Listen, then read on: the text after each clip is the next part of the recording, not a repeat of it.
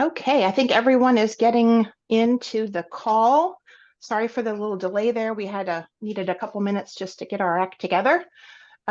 We threw this presentation in sort of at the last minute.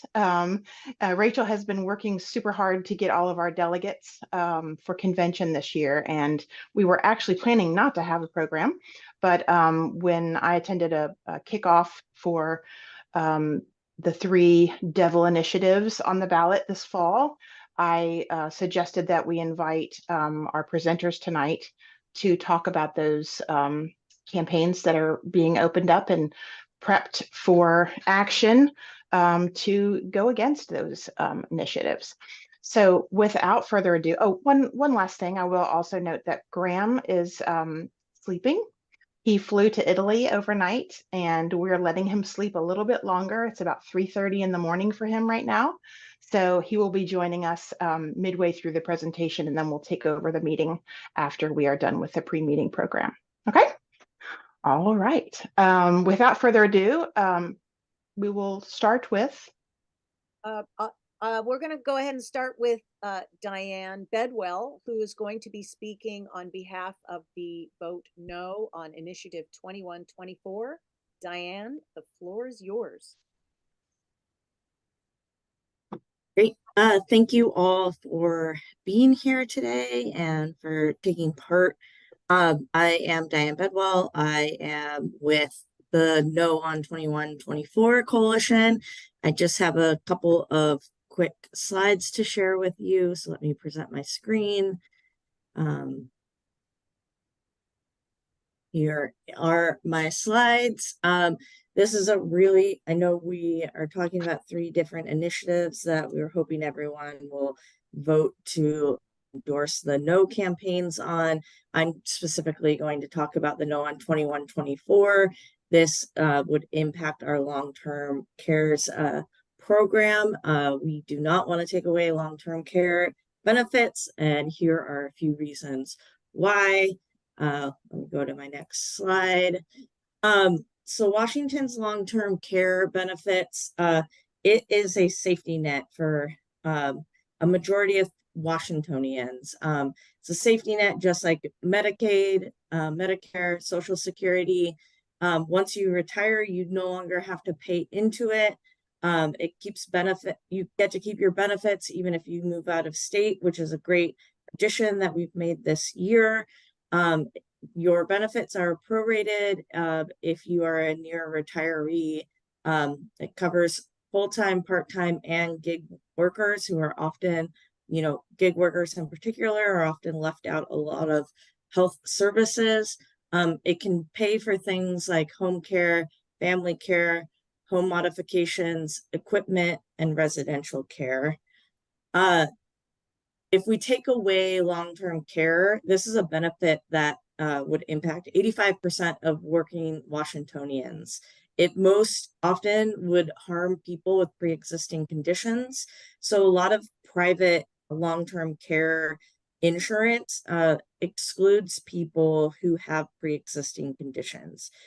If you are someone who is likely to need a program like this, you likely have a pre-existing condition, whether that is that you have diabetes, you have some other long-term health condition, and you will be denied that care. It also leaves us at the mercy of private insurance. And I don't know about you, but navigating healthcare, even with really good insurance, can be a challenge. So forcing people to work with only private insurers would jack up the costs of our premiums by 50%, 100%, even 300% in some cases without any warning. And the charges are even more for women. And we already know that women, people of color, especially women of color, people with disabilities, are impacted much more greatly when it comes to disproportionate care. With that, we have a strong coalition that continues to build every single day. Here are a list of organizations that have already endorsed the No on 2124 campaign. Everyone from AARP to Casa Latina, UFCW, Statewide Poverty Action Network 775, who I work for.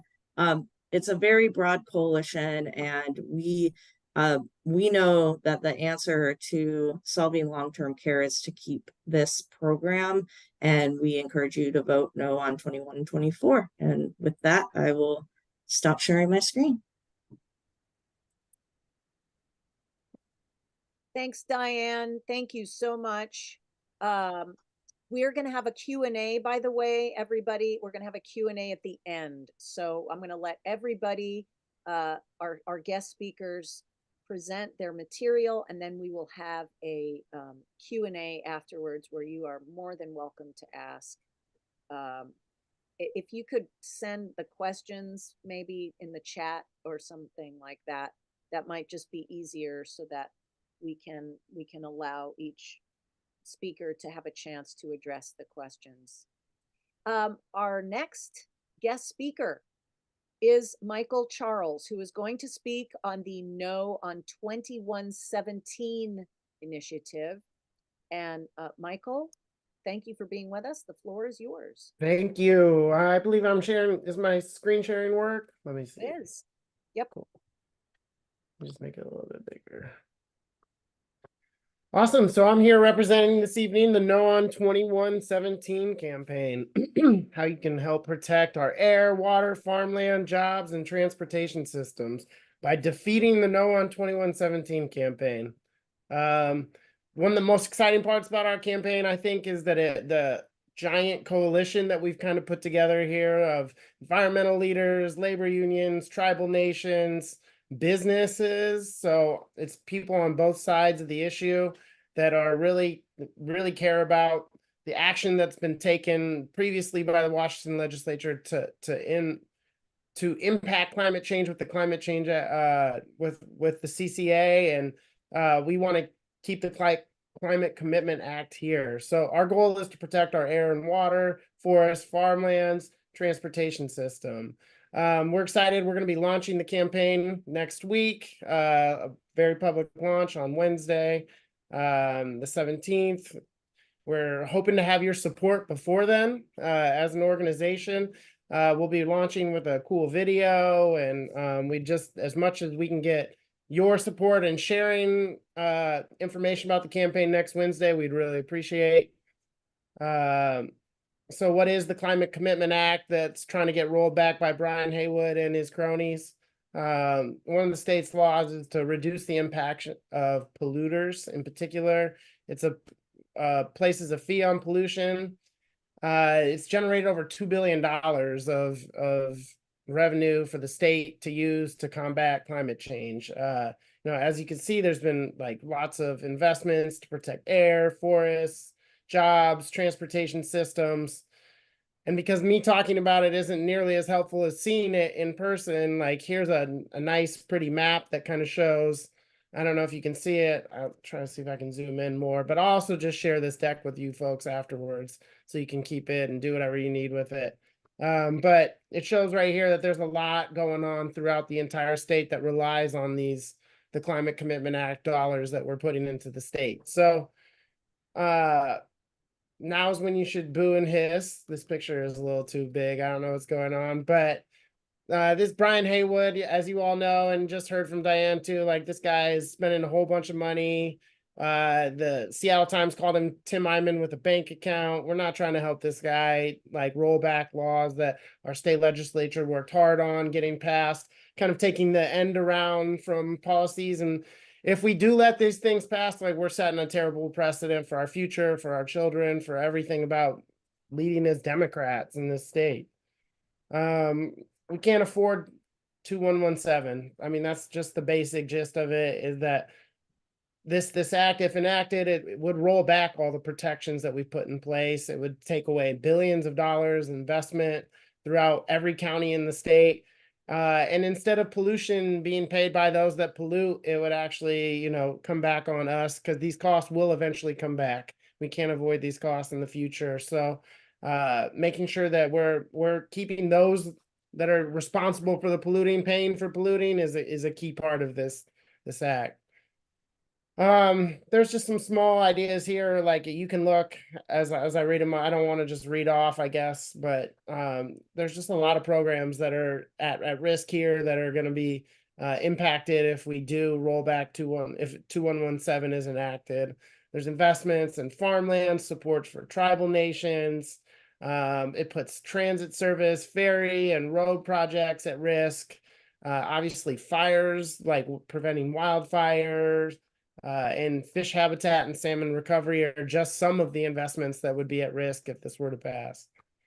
What are we going to do? What's the plan? Like, how are we going to get past this? Continuing to grow our coalition, minimize our opposition. We're going to raise the funds we need to win.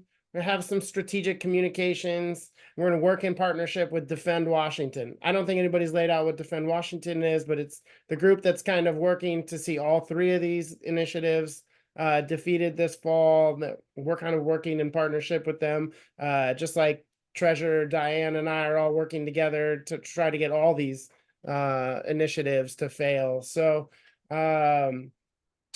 this is where you guys come in, and we need your support as Democrats. We need to show early support that these initiatives don't reflect our values as Washingtonians, and that we need to continue to put people in office that are getting these things passed. We can't go end around the work of the hard work of the legislature to try to roll back some of the great work they've gotten passed and things they've done over the past few years. So this next Wednesday, if you guys do endorse the campaign, we'd hope that you could send out an email to your membership, and if you'd send a pledge to no vote email as well. But anything you can do to help us, we would appreciate. You guys have a great reach. Obviously, you guys do amazing work as the legislative district Democratic organization. And I mean, the only way we win is by doing a lot of good work here in King County, especially, and around the rest of the state. But it's really important that we run our numbers up as high as we can here in King County. And so we need your support. Thank you, Michael. Thanks very much. Appreciating all of you being here today.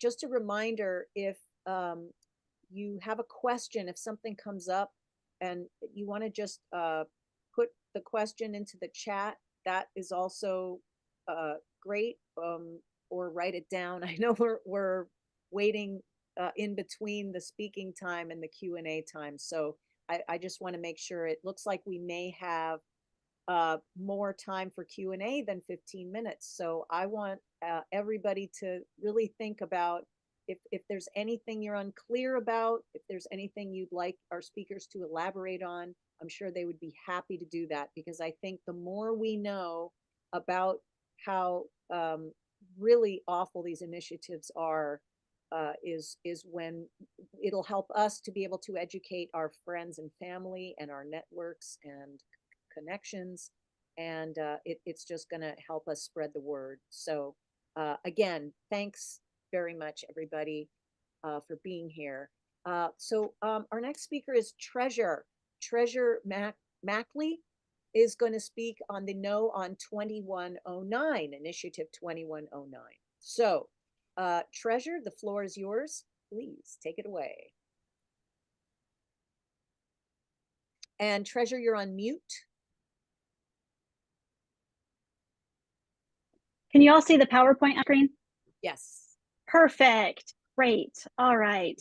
Well, wonderful. It's so nice to be with you all tonight. My name is Treasurer Mackley, and I am the Executive Director with Invest in Washington Now, which has been working to launch and pass the capital gains tax here in Washington State for the last 4 years. We know over the last number of years, so many of you all came together to help us pass the capital gains tax back in 2021 with the legislature.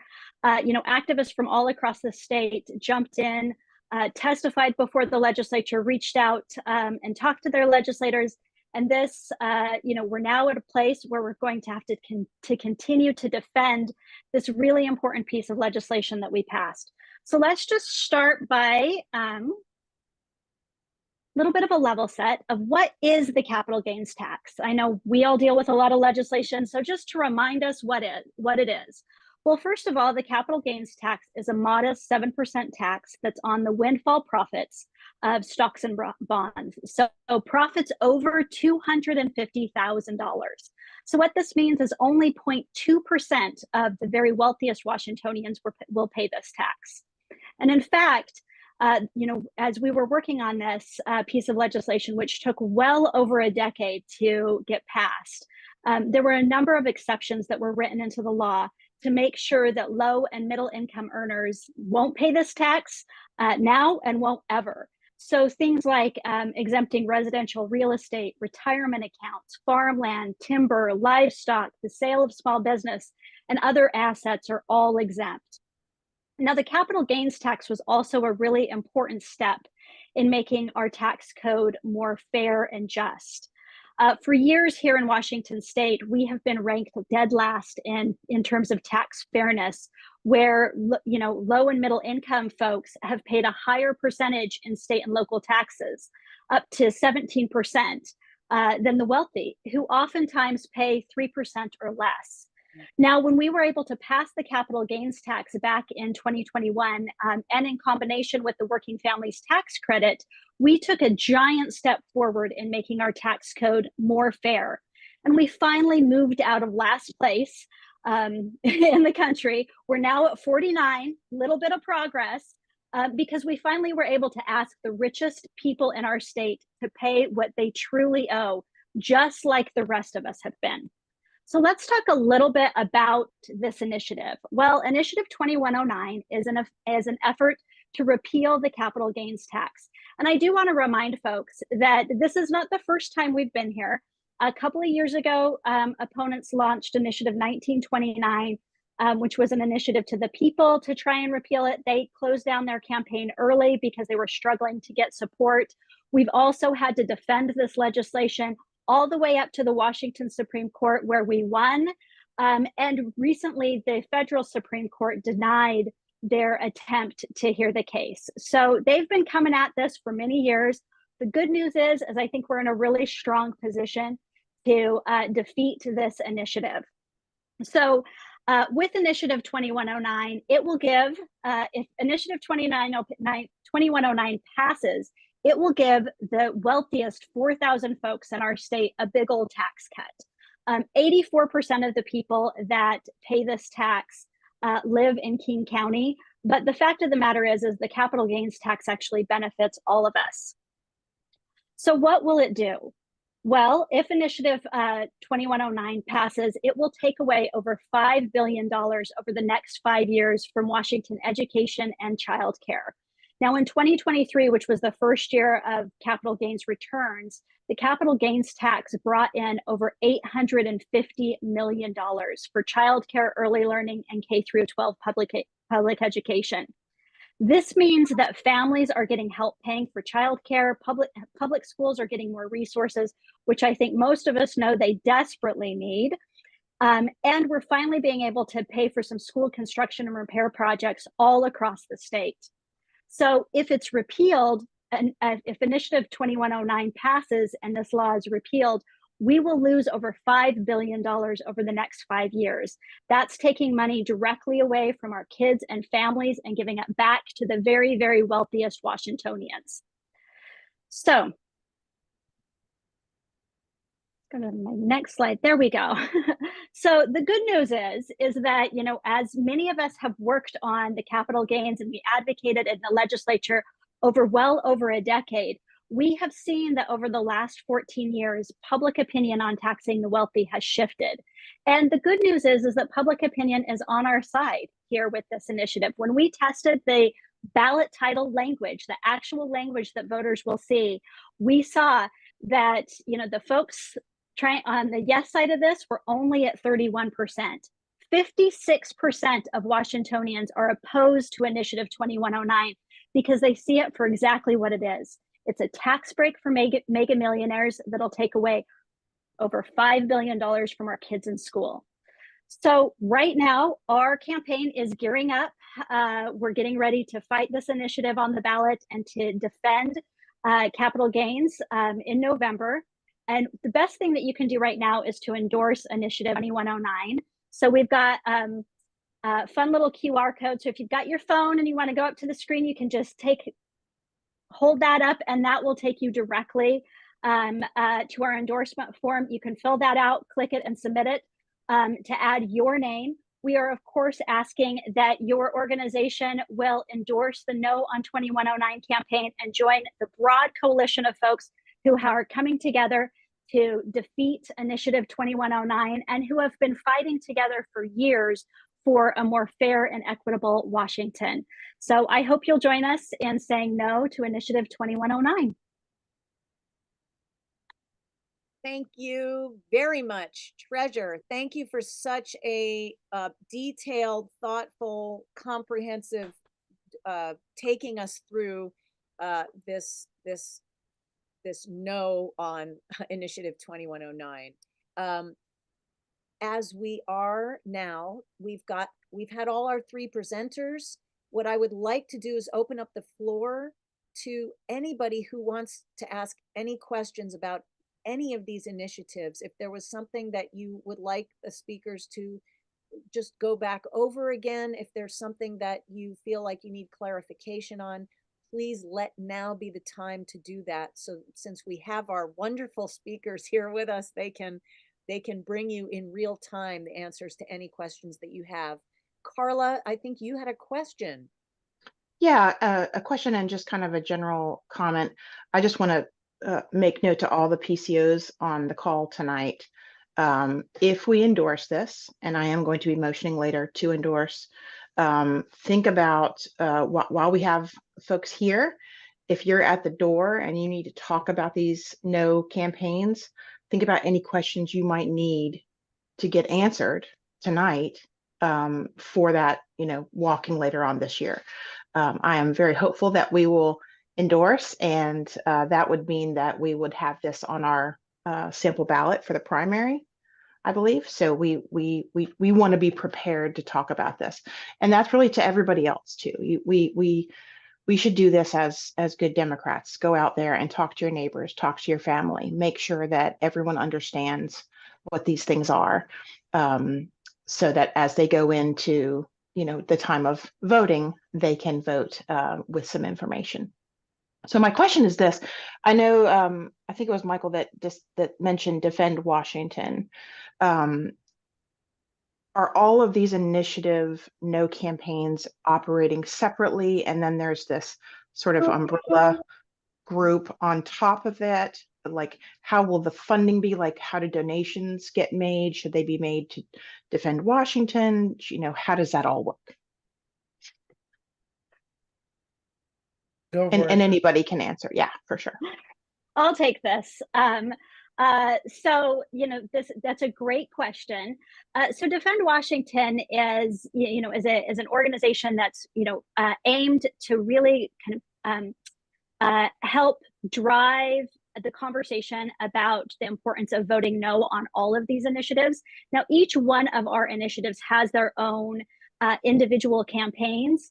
But we're working together. We've seen processes like this happen in other states, whether it's been Oregon or Michigan or Minnesota, especially when you have initiatives that are being brought to us, much like the ones we are seeing here in Washington, that have the same big money donors, the same multimillionaire who's backing them all. They're all put on the ballot by the Jim Walsh, who's the Republican Party chair. It's the same with folks, and so part of what we're doing as we're getting this structured is making sure that not only do we have each of our independent campaigns, but we also have a place where we're working together, and we're really looking at the slate of voting no on all of these important initiatives. So then how about the funding part? Well, I would be, I all and everyone, right? Okay, sure. I think we'd all, each one of the campaigns is going to be running their own campaigns. And then there's also the Defend Washington structure. Yes. Got it. So there will be separate, an umbrella campaign that talks about all of them. And then there'll be 3 individual campaigns that are specific to those efforts. Okay, got it. Thank you. Yeah. And anybody else have questions? I think there's one in the chat at least. Let me just check. from Ted. Ted. Ted, go ahead and ask your question. I'm not seeing it immediately here. So go ahead. I mistakenly sent it to Carla, just direct, sorry. Oh, You that's were- okay. Sorry about that. I should have just figured that out myself. That's all right. Treasurer, you were talking about where the money from the capital gains tax goes to. Mhm. Is that called out by statute in the capital gains tax, or is that up to the legislature to decide? No, it's called out in statute. It goes to the Education Legacy Trust, the Education Legacy Trust account, and the way it's actually spelled out in the legislation is that it goes to the Education Legacy Trust. The first 500 million goes there, and then anything above and over goes to the school construction account. So that was a very important part of the discussion as we were working through this legislation.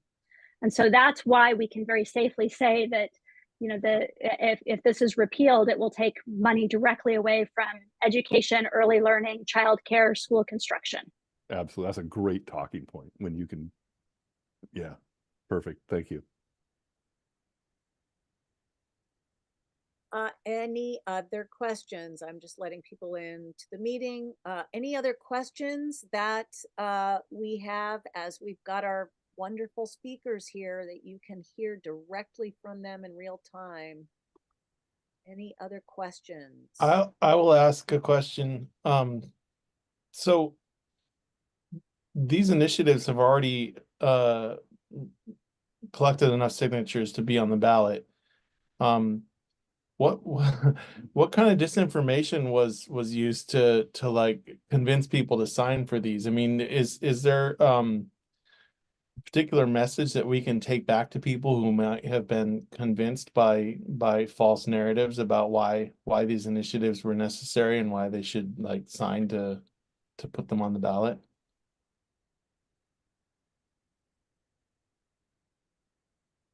Go for it, Diane. Yeah, I would say like they're on the ballot. There's not a lot we can do about them not being on the ballot. There is a lot of misinformation, I would say, on all three initiatives. I think the important thing is like what you heard tonight, talking points that we will circulate, is sticking to those, because these are all initiatives that need a lot of education. So the most important thing you can do is miscorrect information. Like for our initiative, No on 21-24, I think the biggest misunderstanding is like how many people are impacted. Like over 85% of Washingtonians are going to use this. You can port this long-term care program to other states. You can utilize this for more than just being in a nursing home. You can use it for rehabilitation. You can use it to make updates to your house. There's a lot of ways you can use the funding that you are paying into, and that this disproportionately affects people. I think the important thing is just reminding people when we hear things like, well, this is just a payroll tax. It's more than a payroll tax. It is a way to provide care that people do not have otherwise in a already strapped healthcare system. And with 85% of people needing this at some point in their life, it is something that can no longer wait. And I'll let Michael or Treasurer speak to their specific talking points if they feel like there's something they want to add. Yeah, and I think like just to kind of like cover the three of them, it's like the question is like follow the money, right? Like who funded these initiatives? This was one conservative activist that paid $6 million of his own personal money to pay signature gatherers to get on the ballot. I mean, you can only imagine what kind of misinformation was shared by these signature gatherers, or which are, I'm sure, like, I think it's really important to remind folks that we cannot let like one conservative activist overturn years of legislation that's been taking place in this democratically controlled like state. Like, and it feels like a subversion of democracy to have one guy pay a bunch of people to collect signatures to put things that would roll back billions of dollars of important funding that goes to really important funding, really important things in the state. So I mean, if you're looking for a talking point about all three, I think that's the important thing, like, to remind folks, is that we cannot let conservative mega donors be the ones that are dictating what we should be doing from a policy perspective in Washington State. The only thing I would add to that is, first off, these were initiatives to the legislature. And so, the signatures and all of that were turned in at the end of December. So these are initiatives to the legislature. So and I share that just by saying, that had a little bit of a lower threshold than initiatives to the people. We, just like Michael was saying, this is one mega donor who has been basically bankrolling, 99.9% of this. And when we look at these three initiatives in particular, what we see is if they are successful in repealing these initiatives, the only folks that are going to benefit from this are the very, very wealthy and corporations. When we think about the funding that goes for education and childcare with Initiative 2109, that's a benefit to everyone across the state and in all of our communities. When we think about with WACARES and the benefits that are provided there, I can just tell you all from my own experience, I know what it's like to be trying to figure out how to pay for memory care for my dad and child care for my son at the same time. These are things that families across the state are dealing with. And then when we think about, the environments we want to live in and making sure that we have, the transportation and the healthy water and all the things that we need so that we can continue to live healthy, good lives, we have to make sure that we stop these initiatives, because at the end of the day, voting no on all three of these initiatives is the best thing for all of us here in Washington State. The only folks that are going to benefit are the very, very, very wealthy. So I had just a quick question, and I can't remember which part of the PowerPoint and whose PowerPoint it was, but it said, who does this benefit? And it said millionaires and billionaires, and it also said 84%. That was me. County. But now, are you saying, I just want to clarify what that means, that I didn't misunderstand. Is that 85% of people will benefit? Or No, that let me explain. benefit everyone but 84% of the No, let me explain. So the capital gains tax, last year it raised $850 million. Only 4,000 people in Washington State paid that tax, and 84% of those 4,000 people lived in King County. Because the wealth is centered in King County, right? So when we're talking about, like, there's just a very small percentage of Washingtonians that are going to pay this tax, because it's on $250,000 profits. So you've got to sell a lot of stocks and bonds to make a $250,000 profit in order to be taxed. Yeah. Thank you. That was an important clarification. Thank you. I have a comment, if I may. Yes. Roxanne, go ahead. Yeah, thanks.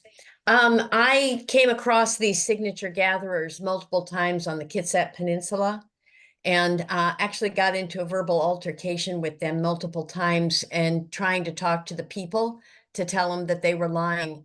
These signature gatherers, one of them took me aside and told me, look, I am really poor.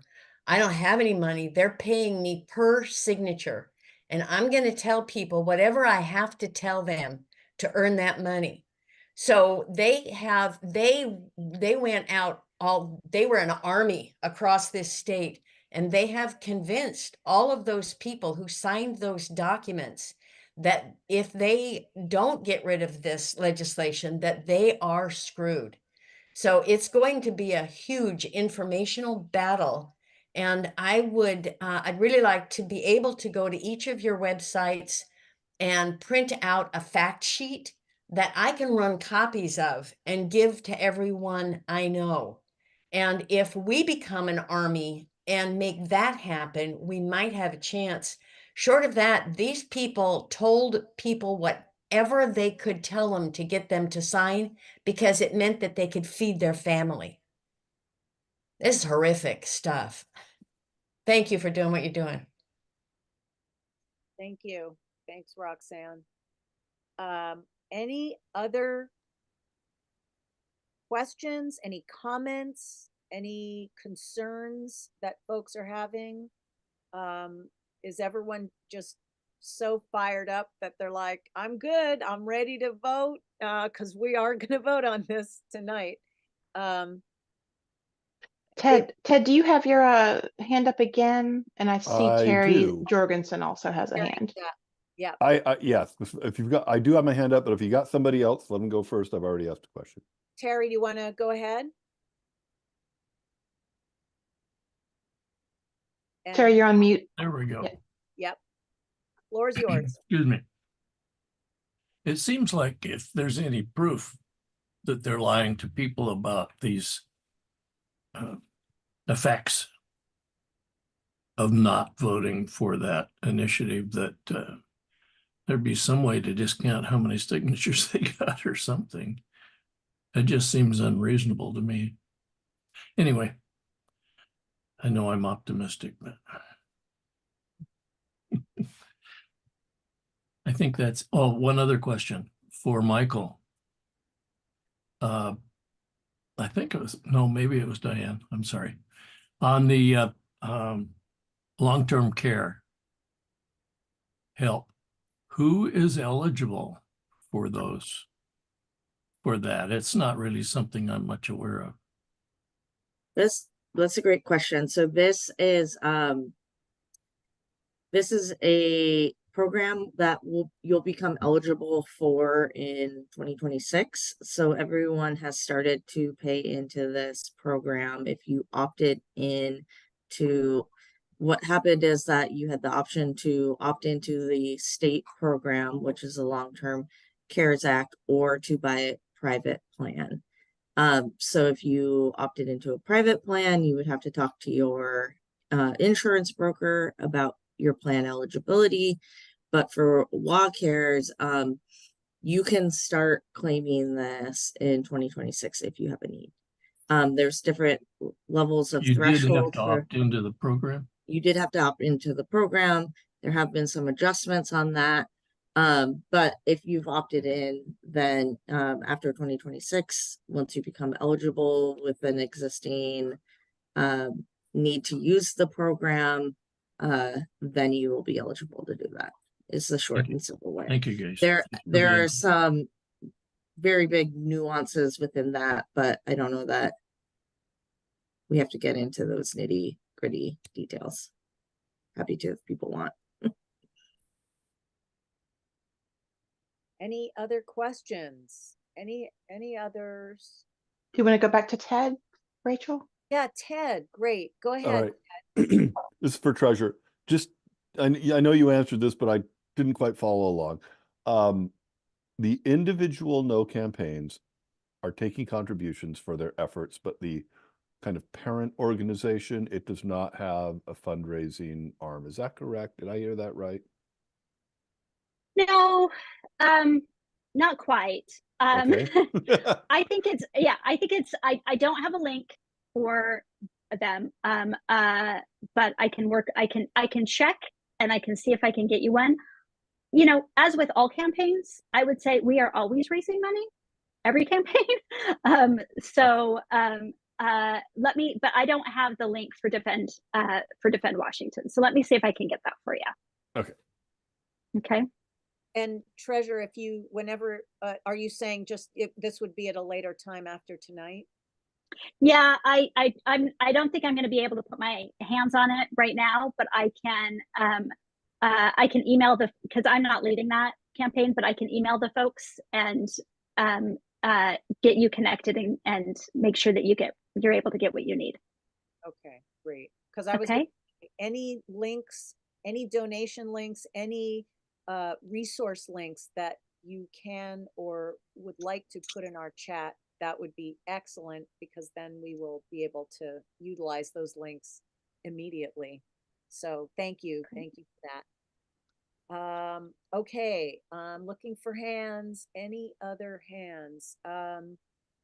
If there are no other questions or comments, we can end the program early. We sort of had a thought that we might spend the next 10, 15 extra minutes that we have for good of the order. So we have that extra time. Yes? Or are you just saying bye, Michael? Just saying. Oh, bye. Thanks. Saying bye.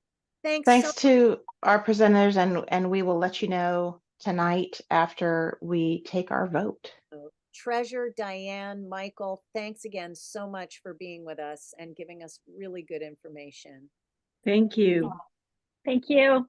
Yeah. Oh, who's Thank there? you. It would be. It's a family hour.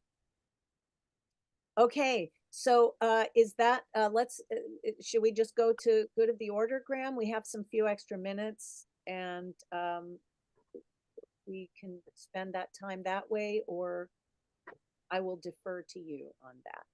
Sure. I don't think our speakers are here yet for the meeting. But yeah, I don't. Do we need to call the meeting to order to go to the order? I don't think so. Okay, There's nothing official happening there. It's really just kind of announcements. I'd just go ahead with it. great. Does anyone have items for go to the order? I do. I do. Okay, great. Who just said I do? Elizabeth said I do. Elizabeth, you go first. Yeah. Okay. Well, Thursday, April 25th is the annual peek behind the curtain meeting of the West Seattle Democratic Women.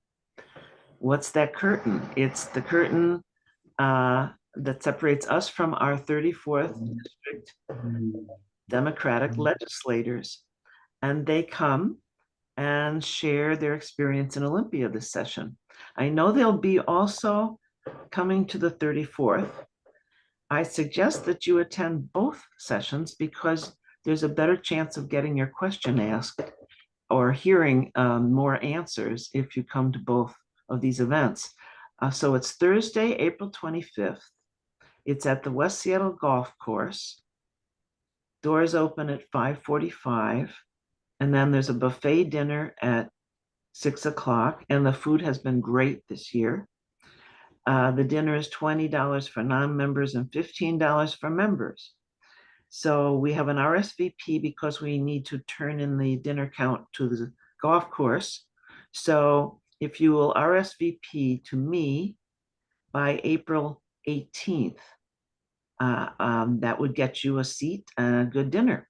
So I'll put my name and email address in the chat. So come join us and hear from the guys in Olympia. Thank you. Any questions?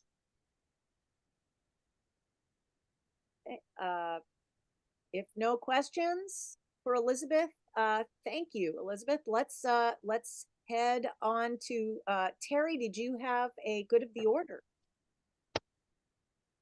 Yeah, I don't know how appropriate this is right now, but Randy and Annie were heading up the coalition related to climate and sustainability between the 34th and the 33rd. And so since Annie has passed on, I think Randy is feeling a little bit pressed for personal time right now. So I think it could probably be an agenda item for next time or something, but we just want to consider if we want to continue that program right now in the current form or in a lighter weight form, maybe meeting less often. And I think he wanted to bring it up here at the meeting. So that's it. Thanks, Terry. All right. Lily, floor is yours. Thank you so much, Rachel and 34th LD Dems. Thank you for having us here tonight. I'm joined by Danielle Alvarado, the Executive Director of Working Washington and the Fair Work Center. And we are here today to ask for your support. We have a resolution that we'd love to present to you. We understand this is not the appropriate avenue today, so we're going to be getting that over to, or Rachel has that and is going to be submitting that to the executive board. We're happy to speak to it then.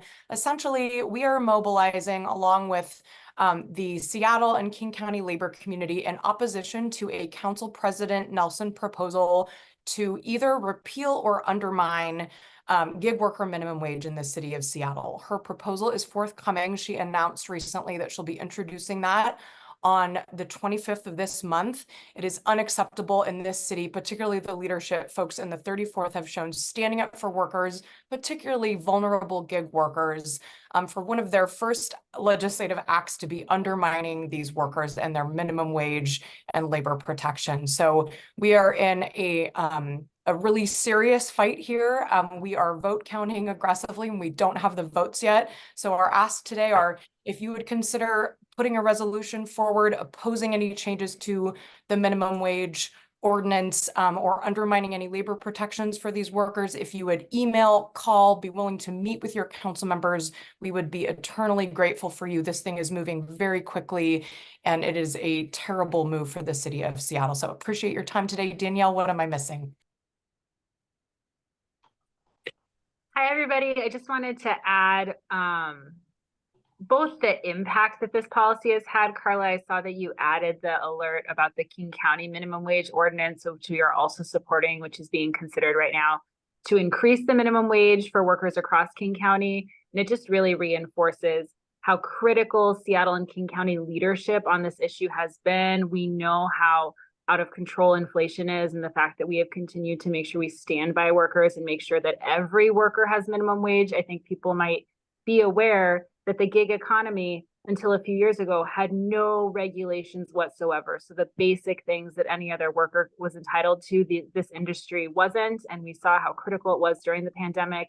It's primarily workers of color and immigrant workers and workers with disabilities and chronic illnesses who are in this workforce. And so just for us, the concerns both about the impact on this industry and just the undermining the real strong reputation that we have established in King County to really stand up and lead on labor standards is really at risk. And I just want to reiterate the timing concern that Lily mentioned. You know, folks probably know that we have many new council members. And so it's a new issue. A lot of people are not aware of how important it has been and the work that has gone into regulating this industry, and to have just 2 months after the law went into effect, a consideration to repeal it, again, being one of the basic things that every single worker should have, without any stakeholdering with workers, and without a lot of participation even from the full council, is just really concerning for us in terms of, you know, the city and regional impacts. And so it is possible. We really hope it is not. We are doing everything we can. There is some possibility that the council will vote to repeal this law before this group meets again in May. So that just tells you how fast it is going and why having your support in the way that Lily's mentioned should just help to communicate how much support there is for real careful policymaking that considers the impact on workers, you know, to happen even in the next few weeks. So thank you for the opportunity just to update this group, and we look forward to coming back and hopefully having more news that there's, you know, thoughtful process happening that really allows all stakeholders, especially workers, you know, to talk about how important this policy is to them. So we just appreciate the support and engagement, and we'll be back next month and hopefully we'll have some updates on, you know, where things are. Thank you, Lily and Danielle, for being here tonight. And Carla, you have your hand up as well. Do you have a good of the order? Yes. So yes, I had put my note in the chat because I actually was thinking I was going next. So sorry that got out of order. So I work pretty closely with the Transit Riders Union, and they're on top of all of these issues. The gig thing that they were talking about just a moment ago, Burien minimum wage, King County minimum wage, unincorporated King County minimum wage. They're really on top of a lot of those hot issues that we're faced with right now. And they have reached out to see if we would actually, anyone can do this. It doesn't matter what district you're in. They're looking for volunteers to testify in favor of the unincorporated King County minimum wage. And this is actually happening in a hearing that is on the 16th, April 16th at 9:30 a.m. It is, you can go in person. There's lots of ways to sort of weigh in on this. And they're really begging people because they're just feeling the tide is kind of starting to turn a little bit. Thank you, Sarah Nelson and others in Seattle, on the minimum wage side and on these topics. So they're just wanting to make sure that we have ample voices from, our party, the local party, the community to speak against, rolling back some of these things. And for unincorporated King County for passing that. So if you're interested in testifying, you can also write a letter. They have a pre-formed letter. I put that in the chat. It's super easy. Everyone on this call should do this. It takes just moments to do. So click that link, sign up. You can send that letter off right away. And if you are interested in testifying, if you have the time to do that, please send me an email or chat me here tonight, and I will hook you up with Transit Riders Union, and we would totally appreciate that time. And so that's it. Thank you. Thank you. Thank you, everybody, for your contributions to the good of the order. Really appreciate Steve. Steve has, I don't know if Graham, are you taking the meeting over? Steve Butts has his hand up as well. Yeah, we can take over after this. Right, Steve. Okay. Is that good of the order, Steve? Yes. Great. Go for it. Yeah, we're starting to move into the outreach season where we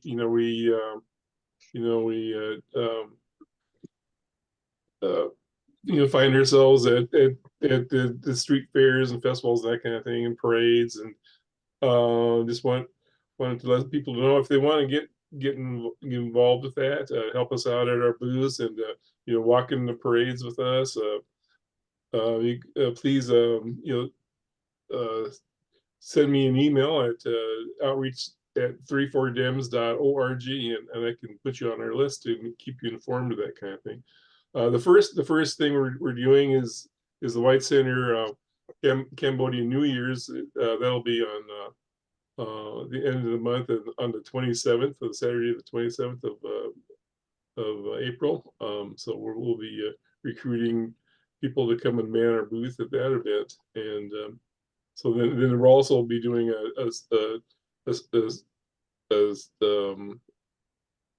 Adopt a Street work party in May. I think it's on the 18th. Anyway, so yeah, so I'll put my contact information in the chat, and you can get in touch with me, and I'll stick you onto our email list when these things, as these things pop up throughout the year. Okay, thanks, Steve. Anyone else who is got a good of the order for us? Yes, Elizabeth again. Oh, hi, Elizabeth. Sorry, I don't see. Okay, I'm seeing you now. Go ahead. This will be the last one. I just want to plug two plays. The one that is at Arts West just opened. It's called English, and it's about a class of learning English in Iran. It is well done. It is funny. It makes a lot of interesting points. And I highly recommend going and supporting our local theater and going to Arts West for this production. The other one is at the Burien Actors Theater, and they perform at the Kennedy Catholic High School for First Avenue, and their play is opening soon, maybe this coming weekend, and it's called Red. It was produced years ago, either at the Rep, I think at the Rep, and it's about Mark Rothko, the artist, And it's a fascinating play. And if you know any of his work, or you'd like to learn more about this famous American modern artist, and see a very gripping play, support the Burien Actors Theater and go to that play as well. Thanks. Thanks, Elizabeth. Okay, that is going to conclude our pre-meeting program for this evening. And I'm going to hand over the mic to Graham, our chair, who is very tired and about now, I think.